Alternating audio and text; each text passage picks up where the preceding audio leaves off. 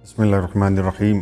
तकरीर के बाद आपने फरमाया, ऐ मेरे बहादुरों, कान धर के सुन लो कि शहादत हमारा मतमय नज़र है और हम इसके लिए ये उसूल मुअय्यन करते हैं कि जब लश्कर मुखालिफ से मुकाबला होगा तो सबसे पहले आलम जंग मेरे हाथ में होगा, और जब मैं शहीद हो जाऊँगा तो अमीर लश्कर तुम्हारे दिलेर और बहादुर जर्नैल मुसैयब होंगे, और जब ये शहीद हो जाएंगे तो तुम्हारे अमीर अब्दुल्ला इब्न सईद होंगे, और जब उन्हें दर्जा शहादत नसीब हो जाएगा तो अब्दुल्ला इब्न वाल अमीर होंगे, फिर उनके बाद रफ़ा इब्न शद्दाद अमीर लश्कर होंगे।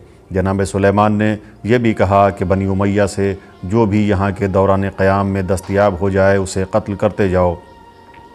चुनांचे जो भी मिलता गया उसे तेग़ की नज़र किया जाता रहा। इसके बाद जनाब सुलेमान ने मुसैयब से कहा कि तुम 400 सवारों को लेकर आगे बढ़ जाओ और जो मिले उसे आब तेग़ से सैराब करो, और अगर ज़रूरत समझो तो बिला तामुल शबखून मारो। मुसैयब मुख्तसर सा लश्कर लेकर रवाना हो गए। चलते चलते सुबह के करीब एक शख्स को अशार पढ़ते हुए सुना।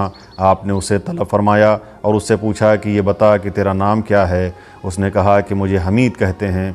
आपने कहा कि हमारी आक़िबत इंशाअल्लाह महमूद होगी। फिर पूछा कि तू किस कबीले से है। उसने कहा कबीले बनी तग़लिब से हूँ।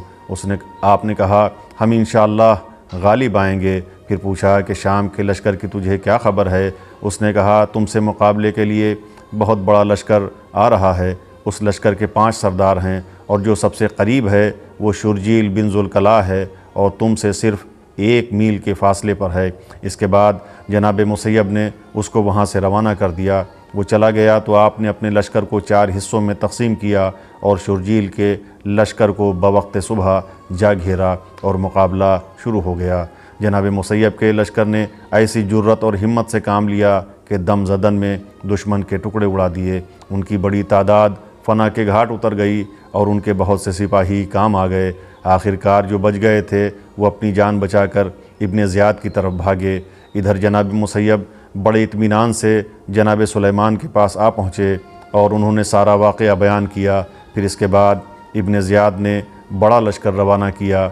इस लश्कर को देखकर सुलेमान और उनके लश्कर ने घोड़ों को पीछे पहुंचा दिया और तकबीर व तहलील की आवाज़ बुलंद करते और या लसारत अल हुसैन का नारा लगाते हुए आगे बढ़े।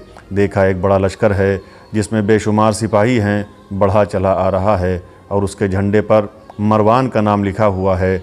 ये लोग समझ गए कि शायद इब्न ज़ियाद ने मरवान को हाकिम बना लिया है और उसी की मदद से हमारा मुकाबला कर रहा है।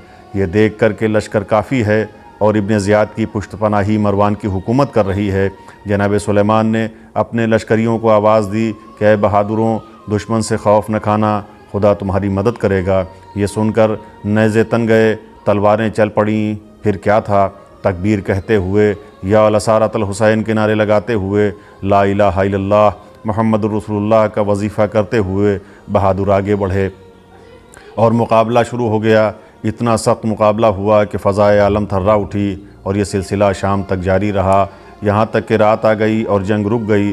जंग रुक जाने के बाद जनाब सुलेमान ने अपने मक़तूलीन का शुमार किया तो वो 1500 थे, और जब दुश्मन के मक़तूलीन का शुमार किया गया तो उनकी तादाद 5000 थी।